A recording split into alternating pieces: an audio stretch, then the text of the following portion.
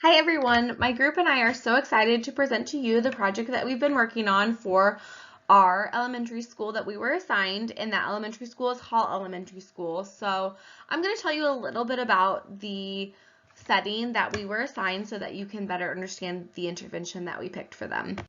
So this elementary school is an urban elementary school that is home to approximately 500 pre-K to third grade students. And within this setting, we typically are seeing a lot of low math and reading scores. In addition to those low math and reading scores, we are seeing difficulties with transition times in the hallway, and that is resulting in a significant amount of office disciplinary referrals known as ODRs. And out of the 500 students that we serve each day, about 75% of those students have received an office disciplinary referral this school year. So our intervention is really going to work to target those ODRs during those transition times in the hallway to improve that and hopefully set our kiddos up for more success in their day and to make those transition times better for all the kids and the staff within the building. So that's what you'll be hearing more about in this presentation, and we look forward to sharing that with you. For the use of implementation, we're going to be gathering a team of professionals. We're going to be using teachers to orchestrate hallway rules that are consistent and to be monitored by these developing teachers. Teachers will be appointed volunteers that work within the school. They'll monitor the halls and they'll all take turns rotating and following the designated items in the rules and taking the punch cards and punching them and making sure that the program is remaining orderly and homogeneous. So this is going to be limited funds. We don't have to pay any volunteers. We're going to develop a standardized system to create positive behavior in the hallway, increase appropriate engaged students' awareness for the reward system. Why there's a need for a change. ODRs have high rates of occurrences. Many of the students who have received an ODR are multiple offenders that have been engaging in the problem behavior several times throughout the day. Students that are receiving the most ODRs are pre-K and kindergarten students. If these problem behaviors are targeted at an early age, the likelihood of them engaging in the behavior in another grade level will reduce. By focusing on these problem behaviors, the well-being and safety of students and staff will result in a positive outcome. Additionally, by reducing the problem behavior, the students will attend classes for longer periods of time, targeting deficits in math and reading areas. Current facilitators and practices for implementation include volunteer teachers wanting to increase the positive behavior in the hallway. So they're going to be enforcers, they're going to monitor because they want the same goal. They're going to reward students with positive behavior is being seen and noticed. Everybody needs to be consistent and be on the same page. Positive behavior will be rewarded with peer models and the natural want to get a reward and increase. To include on that, there also are barriers that can be experienced. There is teachers. They are one person. As a group, it's going to be hard to catch all the behaviors and remain consistent. So we all have to work together to realize these barriers and make sure that they are not happening. Time management. It's going to be hard to watch classroom and monitor as well as implementing the system. That's why we have peer mentors and we're taking the extra steps to reward the students. Also, another barrier that we're going to see is extinction burst. When kids are not going to get their same reward as somebody else because they're not doing the behaviors, they're going to be upset. But then eventually, just like an extinction burst, it is going to fade out and behaviors are going to become consistent. What is prompting and how it will address the problem? Prompts are gestures, demonstrations, verbal assistance, or other cues that we provide or do to increase the likelihood that an individual will make the correct response. They are given before or after a stimulus as an indication to the learner to display the correct response.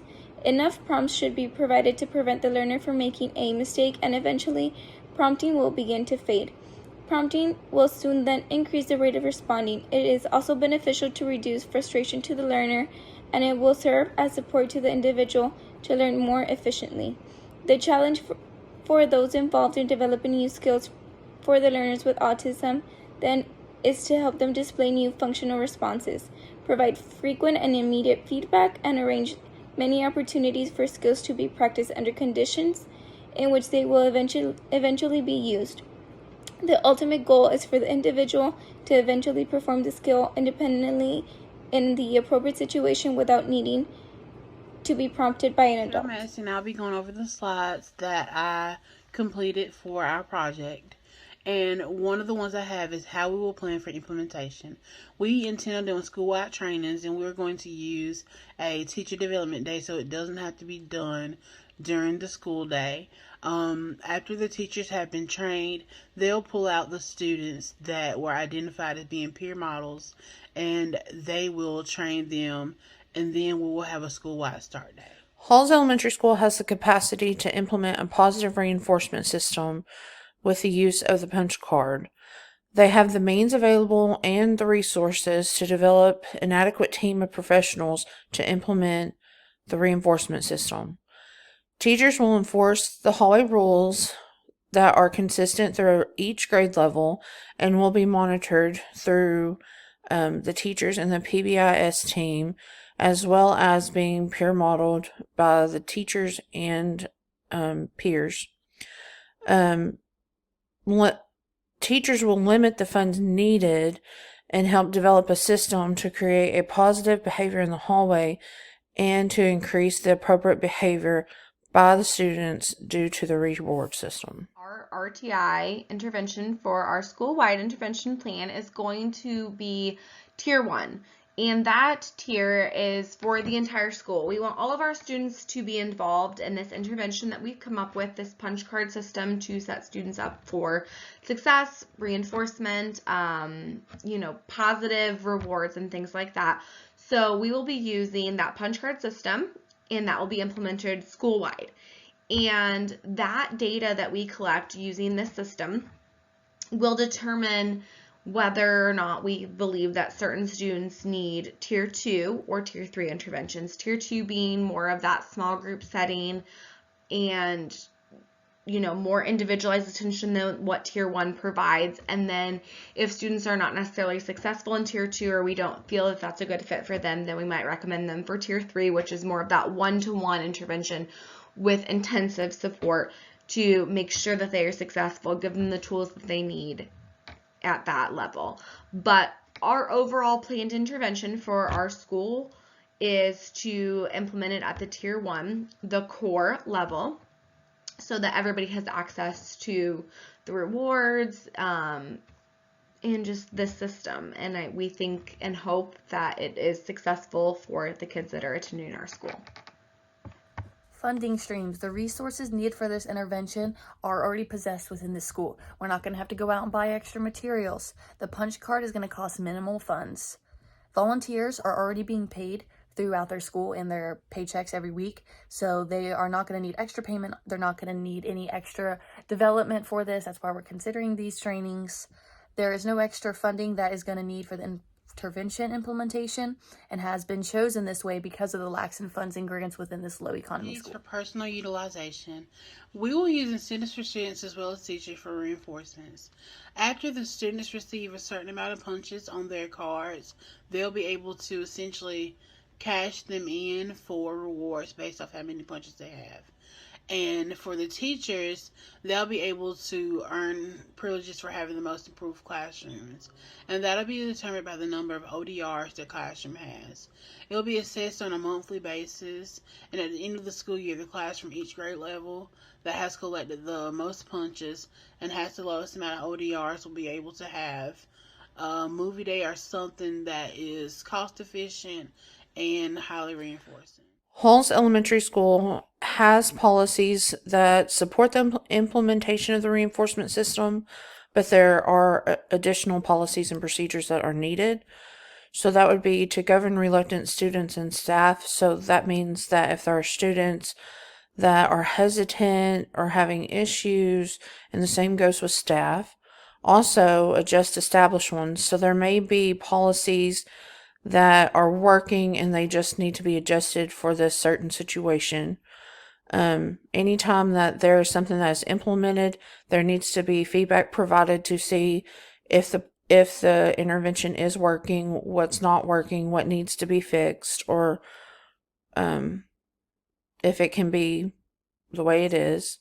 Also, procedures governing staff participation. So if there are staff members that feel that they don't need to do what the rest of the school is doing and implementing this particular intervention, there will be repercussions or write-ups for their lack of involvement. And sometimes policies for the same implementation in each classroom. So that means that every classroom is doing the same thing. And so if a child needs to be moved to another classroom for whatever reason, then that classroom is still doing the same thing as the classroom he or she come from. Operational procedures include the development, the implementation, and the analysis. So the development would include getting your team of teachers together. How are you going to implement the process? So there would be a school-wide training that is trained on what behaviors to reinforce. Emphasis on the desired behavior is observed. So they're being shown how to emphasize on the behavior that they want, and then how to get rid of the undesired behavior. There will be reinforcement strategies, which is the punch card system, and the peer models will be trained, and then they'll be used to show the students the appropriate behavior for the kids. So it's not just the adults showing the children how to walk in the hallway, it'll be their peers showing them also. The materials needed are posters, punch cards, and all other needed material will be made by the school. An assembly will be held for the students to let them know what's fixing to happen, having the peer modeling shown to them, and then the analysis is to meet as a team to discuss what is working and also what is not working. Professional development activities will consist of trainings, peer observation, and access to online courses. The trainings will be conducted at the beginning of intervention and halfway through, and at the end, surveys will be completed. Peer observations will have teachers come in and observe their peers and give feedback. And the free online courses will give scenarios and information to complete, and incentives will be given for the completion of the modules for teachers. Startup costs. There's not going to be any extra funding needed or provided by the school. The teachers are going to be trained within the school level.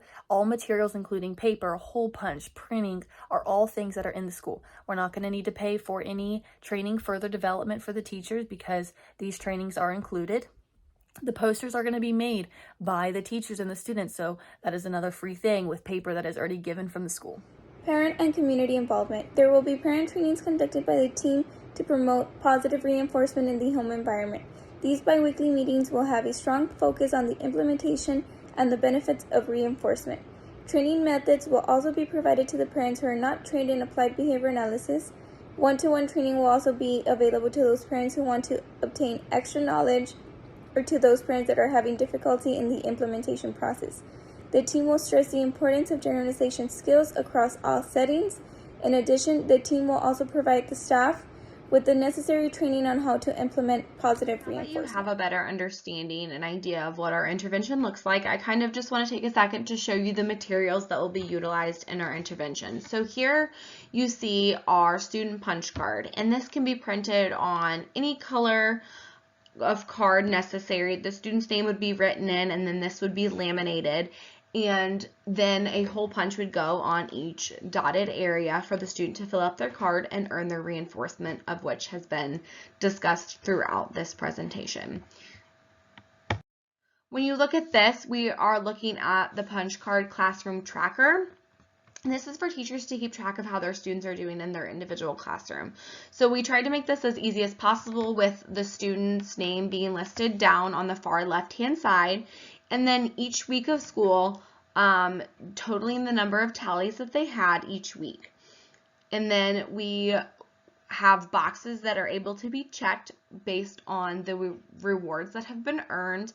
And then we also want to make sure that our students are earning the rewards. If they have gotten the proper number of punches, we want to make sure that we are giving those rewards in a timely manner so that the system carries weight with them and they know that they are working towards something that they will actually receive.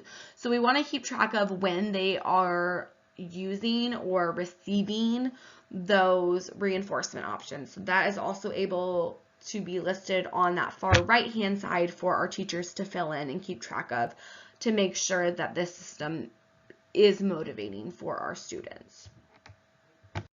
And then the final example that we gave is our classroom poster. This is a very basic example. I would hope that in our classrooms that we would see teachers be more creative and include colors and maybe stickers and other things to make it more exciting. But essentially the information that would be included would be the student's name, a number of weeks so that they could keep track of their tallies, or they could use stickers for stars to represent those tallies, or whatever the classroom decides they would like to use. And then the month's total tallies would be included on that, and then a box to check for their reinforcement there as well. So kind of another way for the students to see visually how they are doing and how they are progressing, which also we hope motivates them to be successful and be motivated to buy into this intervention system that we have come up with.